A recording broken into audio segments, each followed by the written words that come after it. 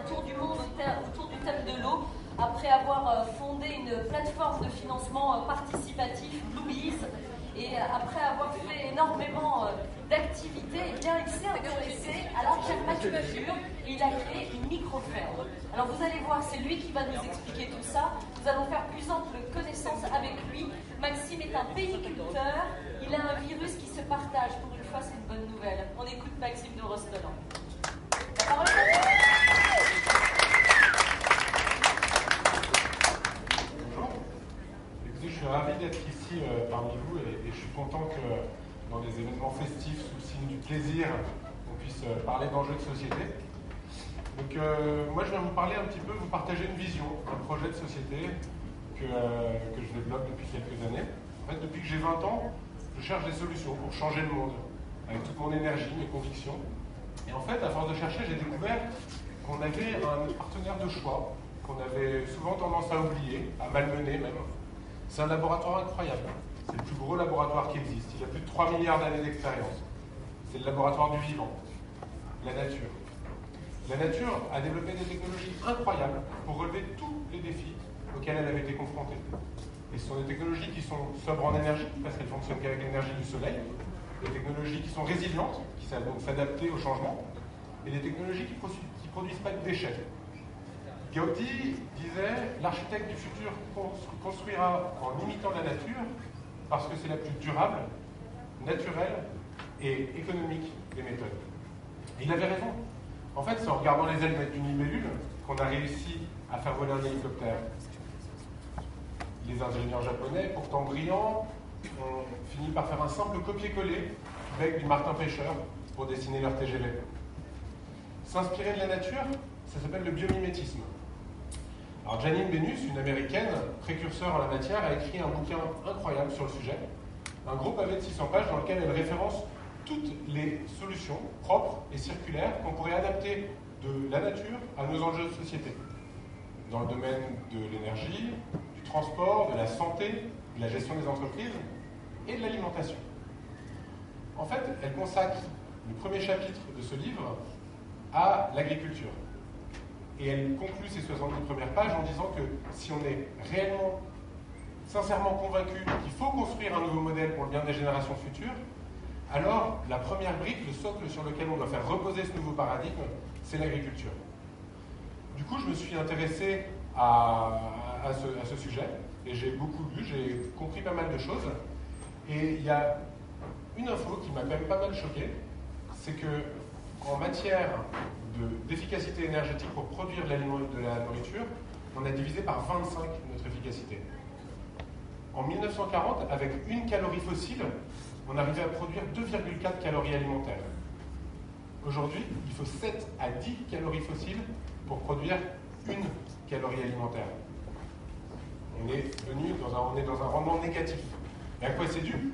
C'est dû à nos méthodes de production, avec des gros tracteurs qui brûlent 25 litres de gasoil par heure, avec des épandages massifs de produits pétrochimiques, avec les emballages, et aussi c'est dû au fait que quand vous avez un plat cuisiné, généralement il a déjà parcouru 1500 km avant d'arriver dans votre assiette. Donc heureusement, la nature a pas mal de solutions en matière d'agriculture. Il suffit de regarder une forêt pour réaliser que, en fait, une forêt ça produit 600 fois plus de biomasse, donc de matière, qu'un champ de blé. Et pareil, sans intrants, sans énergie, sans déchets. Et donc s'inspirer de la nature pour faire de l'agriculture, ça s'appelle la permaculture. En fait, si on veut être rigoureux, la permaculture, c'est l'art et la philosophie de concevoir des écosystèmes humains équilibrés. Donc c'est pas à proprement parler une technique agricole. On peut faire de la permaculture en gérant une entreprise, en gérant sa famille, en construisant un bâtiment à énergie positive, ou en produisant des objets à partir de déchets, grâce à une imprimante 3D par exemple. Mais c'est vrai que quand on parle d'écosystème, on est plus habitué à les voir dans la nature. Et quand on parle de concevoir un écosystème, on parle bien d'agriculture. Donc c'est pour ça que la permaculture est souvent assimilée à une technique agricole. Alors qu'est-ce qu'elle nous enseigne la nature en termes d'agriculture? Pas mal de choses. L'une des premières qui, moi, me parle beaucoup, c'est sur le sol. Le sol ne doit jamais être à nu. En fait, vous ne verrez jamais dans une forêt un bout de terre sans rien dessus. Dès qu'il y a un rayon de soleil qui arrive sur la Terre, il y a une plante qui apparaît, qui fait de la photosynthèse, qui se développe. Et c'est tant mieux. C'est grâce aux plantes qu'il y a de la vie dans le sol. Vous imaginez bien que sur les grandes plaines céréalières de la Beauce, qui restent à nu pendant une partie de l'hiver, les vers de terre n'ont plus rien à manger. Les décomposeurs n'ont plus rien à décomposer. Et ce qui est dramatique, c'est comme il n'y a pas de plantes, il n'y a pas non plus de racines, il n'y a plus rien qui retient la terre. Et donc quand il pleut, ça déstructure le sol, ça s'érode, et on perd des tonnes de fertilité chaque année de nos champs. Pour vous en convaincre, vous regarderez l'année prochaine, en février, mars, avril, la couleur des fleuves ou des rivières. Vous verrez, elles charrient toute la terre de nos champs. Et ça, on n'a pas de solution pour recréer du sol. Alors ce qu'on fait en permaculture, pour essayer d'éviter ça, on couvre le sol. On le couvre avec de la paille, d'ailleurs ça s'appelle pailler le sol, donc soit avec de la paille, soit avec du bois raméal fragmenté, avec de la tonte de gazon, avec des feuilles, avec ce que vous voulez qui apporte de la matière organique et qui permet donc de faire vivre les animaux du sol. On peut aussi mettre ce qu'on appelle des engrais verts. Les engrais verts, c'est des plantes qu'on met dans un cycle de culture, entre deux rotations, entre le maïs et le blé, on peut mettre des engrais verts, généralement des légumineuses, qui fixent l'azote dans le sol et qui le fertilisent donc. Et c'est ça qui est beau dans la permaculture, c'est qu'une action peut avoir beaucoup d'incidences, beaucoup de fonctions. Quand on met de la paille sur le sol, ça apporte de la matière organique, c'est génial, ça fait vivre le sol, mais ça permet aussi d'éviter qu'il y ait des mauvaises herbes qui poussent. Donc du coup, on économise beaucoup en temps de désherbage. Ça permet aussi de limiter l'évapotranspiration du sol. Donc on garde une certaine fraîcheur, une vraie humidité dans le sol, et donc on économise beaucoup en arrosage quand on fait de la permaculture. Donc voilà une première idée qui est importante de mettre en place quand on fait de l'agriculture. Une deuxième idée qu'on peut tirer de la nature, c'est la culture de la diversité. Dans une forêt, vous ne pourrez jamais compter le nombre d'espèces qu'il y a sur 100 mètres carrés de forêt. Et c'est ça la clé en fait de la fertilité et de l'équilibre de la forêt. Et donc on essaie de faire pareil. On fait des associations de culture, on plante beaucoup d'arbres, on essaye de se rapprocher de la forêt comestible. On essaye aussi d'avoir le plus d'insectes et d'animaux possible en présence. Pour lutter contre les pucerons par exemple, on compte sur les coccinelles. Pour lutter contre les limaces, on essaye d'avoir des hérissons ou des grenouilles. Si jamais on luttait contre les pucerons avec des insecticides, les coccinelles, elles n'auraient plus rien à manger. Elles ne seraient pas bien sur notre ferme. L'année suivante, elles ne reviendraient plus. Et là, on serait forcé d'utiliser des insecticides chaque année. C'est une fuite en avant. Donc voilà, c'est un petit peu ce genre d'idée qu'on peut tirer de la nature. Quand je me suis familiarisé un petit peu avec la permaculture, j'ai découvert la ferme du Bec et Loing. Peut-être que vous en avez entendu parler. C'est une ferme absolument géniale en Normandie, qui est totalement inspirée de la permaculture et c'est un jardin d'Éden, il faut vraiment aller voir, tout se mange. Et elle est tellement productive qu'il y a une étude de l'INRA, donc l'Institut National de Recherche Agronomique, qui montre depuis plusieurs années, donc maintenant c'est la 4e année, qui montre que sur 1000 mètres carrés plantés, ils arrivent à sortir 50 000 euros de chiffre d'affaires. 50 000 euros. C'est énorme, c'est 10 fois plus, entre 10 et 15 fois plus que l'agriculture conventionnelle. C'est pas la seule ferme à faire ça. Il y a d'autres fermes au Québec, la ferme de la Golinette, je vous invite à regarder un petit peu ce qui se passe, et c'est un petit peu partout dans le monde que ça se passe. Et donc, moi convaincu de l'importance de cette approche et de la puissance du modèle, j'ai passé pas mal de temps au Bec et Loing et j'ai fini par rencontrer le directeur de recherche de l'INRA qui mène cette étude, et j'ai passé pas mal de temps avec lui. Et je lui ai demandé comment on pouvait aider à multiplier, à essaimer ce type de ferme sur les territoires.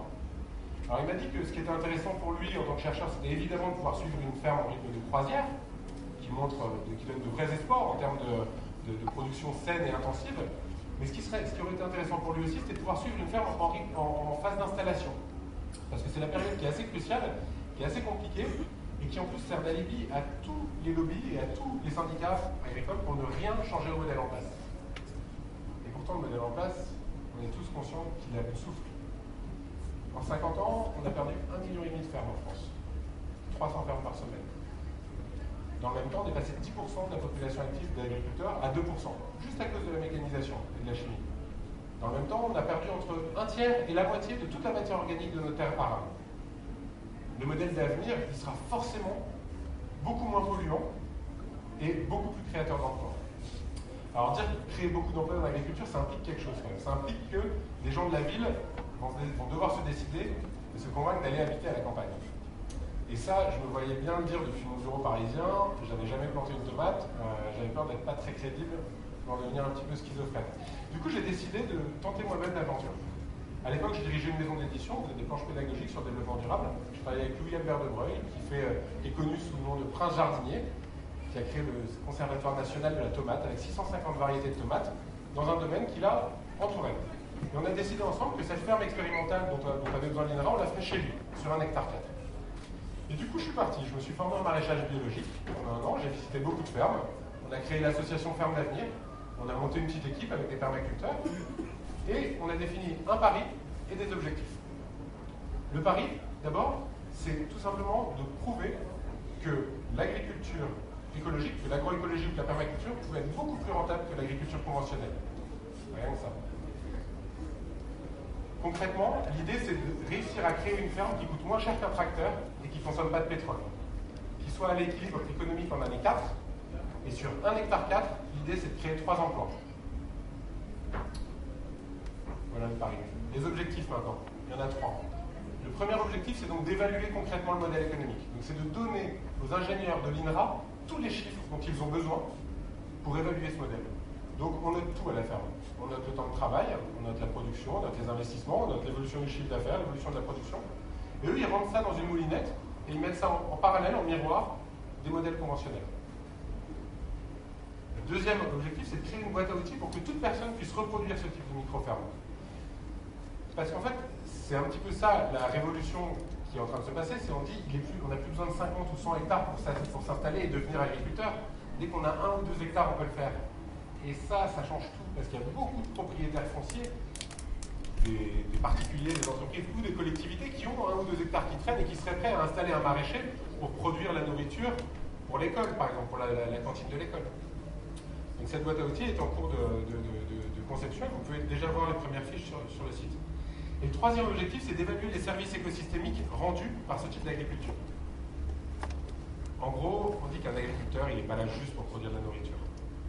Un agriculteur, il préserve la biodiversité, il entretient la qualité de l'eau, il cultive la santé des gens quand il fait de bons produits, il façonne le paysage, il séquestre du carbone, il crée des dynamiques territoriales.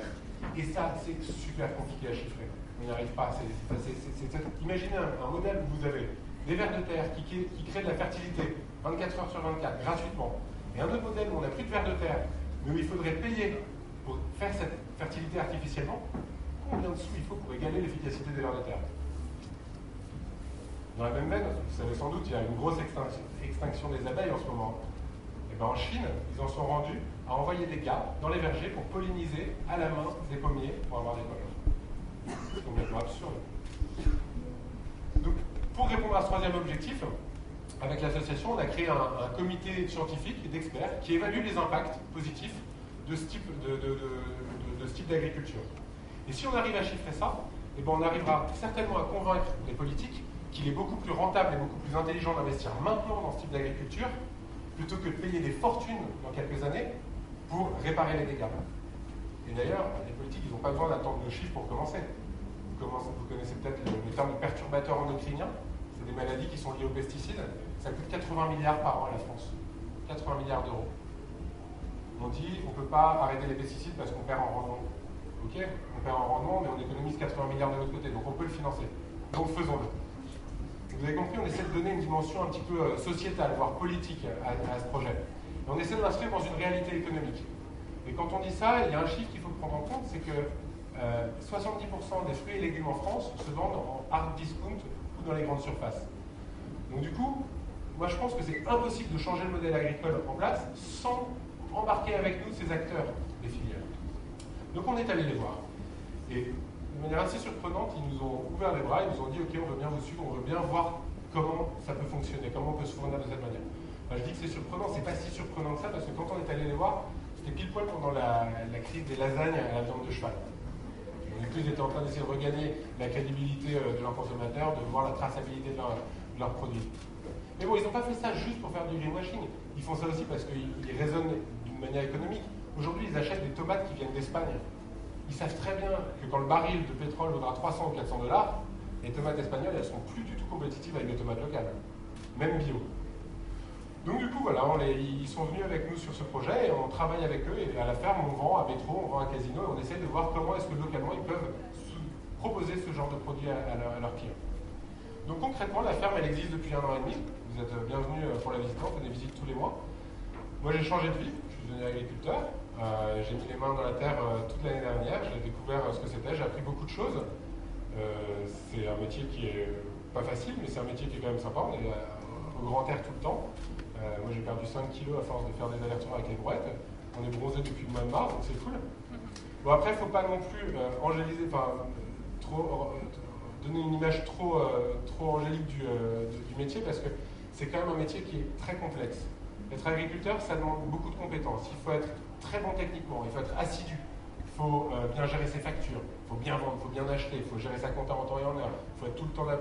C'est un petit peu compliqué. Et en fait, du coup, dans le concept d'innovation un petit peu, on s'est dit qu'il y a un moyen de rendre ce métier plus désirable, plus accessible et surtout de déployer à grande échelle. Il faut essayer de mutualiser certaines parties. Et donc on a inventé un métier qui n'existe pas aujourd'hui et qui existera demain, en tout cas je le pense, c'est le métier de pays-culteur, le mec qui cultive un pays. En fait je pense qu'un entrepreneur bien motivé, qui a envie de changer les choses, qui a envie de changer le monde, il peut très bien concevoir, créer 5 à 10 micro-fermes comme la mienne et mutualiser pas mal de choses. Donc je parle d'administratif, la gestion des ressources humaines, la recherche de financement, la commercialisation. C'est bien plus facile de vendre la production de 10 fermes que de vendre la production d'une ferme. Il peut aussi mutualiser des outils, comme un tracteur, comme un broyeur ou une unité de transformation. Et si jamais on veut recréer 200 ou 500 000 emplois dans l'agriculture, ça va être difficile de trouver 200 ou 500 000 superman, des gars qui sont bons en tout. En revanche, si on forme 5, 10 ou 15 000 pays-culteurs comme ça, qui sont potentiellement 50, 100 ou 150 000 micro-fermes, ça va créer ces emplois.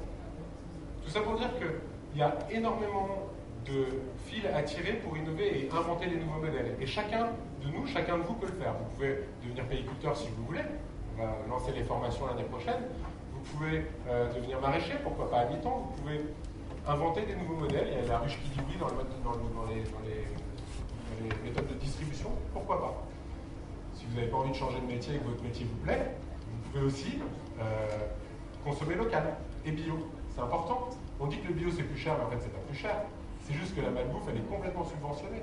Quand vous payez quelque chose de la nourriture conventionnelle, en fait, vous la payez plusieurs fois parce que dans vos impôts, vous allez payer la PAC, c'est la politique agricole commune qui finance les machines et la chimie qui vont permettre de produire.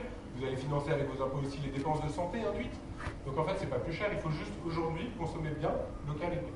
Et puis si jamais vous pouvez aussi, il y a quelque chose, il y a un levier qui est très important, c'est financer ce genre de projet. Parce que le problème, c'est que les banques conventionnelles aiment l'agriculture conventionnelle. Et donc, c'est un petit peu compliqué d'aider et d'accompagner ce mouvement. Alors, il y a quelques années, j'ai créé une plateforme de financement participatif qui s'appelle Bluebees et qui permet à tout citoyen de donner ou de prêter, selon les projets, à des entrepreneurs qui développent ce type de projet. Et si jamais vous prêtez, eh ben, on vous propose 2 à 3% d'intérêt, donc c'est 2 à 3 fois le livret A. Donc vous gagnez plus et c'est quand même plus intelligent de mettre votre argent sur ce genre de projet que de laisser à votre banquier pour qu'il finance des cimenteries ou des plateformes offshore en Antarctique. Non. Donc tout ça pour dire qu'avec votre matière grise, avec vos bras, avec votre portefeuille ou avec votre assiette, vous pouvez tous accompagner ce nouveau modèle. Et puis nous, on va continuer de notre côté à développer des projets, à essayer d'innover dans ce modèle-là, à créer des emplois et à faire du lobbying positif auprès des politiques pour qu'elles accompagnent avec des politiques incitatives, des aménagements fiscaux, ce type de projet. C'est quand même, on va continuer à faire ce lobbying. On est beaucoup moins puissant que les lobbies agroalimentaires. On a beaucoup moins d'arguments, mais on est tellement plus nombreux. On est tellement plus nombreux. Et le monde qu'on défend et qu'on promeut est tellement plus désirable. Un monde où on réconcilierait le plaisir et le travail, la ville et la nature, l'alimentation et la santé. Victor Hugo a dit il est triste de songer que la nature parle et que l'homme n'écoute pas. Donc moi, ce que je vous propose, c'est qu'une fois n'est pas coutume, on fasse mentir Monsieur Hugo et tous ensemble, on se mette ensemble pour construire une société de bon sens, un monde plus résilient, plus fertile et plus durable. Merci.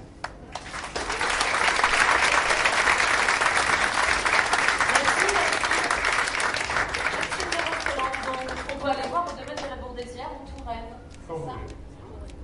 Alors, des questions dans la salle. N'hésitez pas, j'ai un petit micro. On a 5 minutes encore à passer ensemble en compagnie de Maxime. Maintenant qu'on a envie de suivre, Maxime. Alors, tu disais que c'était à la portée de tous, puisque vous proposez des boîtes à outils. Ouais. Mais ça lance vraiment à la portée de tous. Toi, tu as changé de vie. Si demain, je me dis, moi, je vais me lancer, j'ai envie d'avoir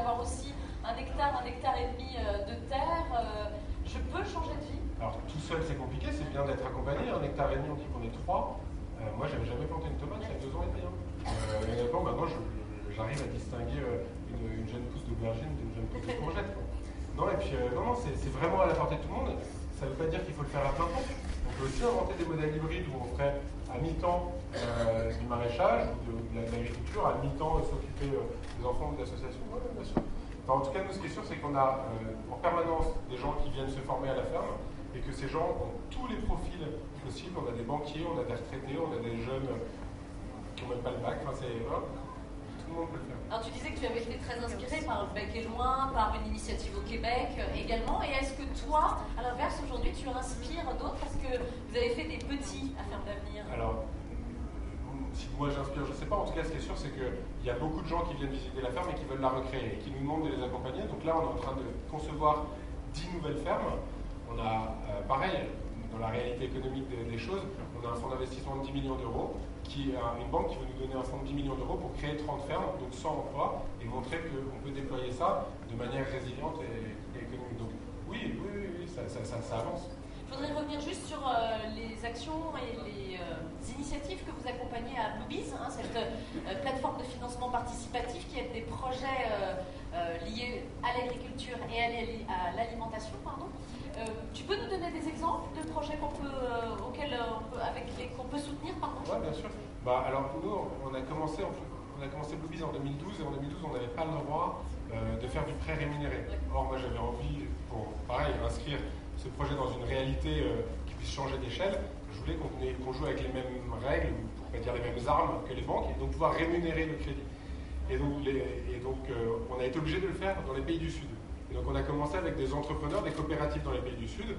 Donc on a financé de l'huile de soja bio, des apiculteurs, des coopératives qui ont besoin de fonds de roulement. Et puis depuis le 1er octobre dernier, on a le droit de le faire en France. Et donc on accompagne l'atelier paysan, on accompagne des gens qui s'installent. Il y a un agriculteur qui veut se diversifier et à partir des céréales qu'il fait, faire des pâtes bio. Et donc du coup, vous pouvez lui prêter de l'argent. Là, il y a un mec qui fait du chocolat. Il reste 7 jours pour financer et il nous manque 7 000 euros. Donc vous pouvez faire passer n'hésitez message, pas. Et là, c'est 3%, pareil. Et le mec fait le meilleur chocolat du monde. Voilà, pour ceux qui financeront, vous recevrez un petit. Il y a une action que j'aime bien que vous soutenez à Bluebees, c'est la ferme des 4 vaches. La ferme des 4 vaches, oui, c'est Amandine, une bonne militante qui a envie de faire un pied de nez à l'usine des 1000 vaches. Et à la ferme des 1000 vaches, donc du coup elle s'est appelée l'usine à 4 vaches. Et elle a trouvé 20 000 euros grâce à Bluebees en 2 mois. Et donc elle s'installe, elle va réaliser son rêve et elle va avoir peut-être un peu plus de 4 vaches, mais pas beaucoup plus. Allez, il nous reste 2 minutes ensemble avant de rejoindre notre prochaine invité. Je fends la foule.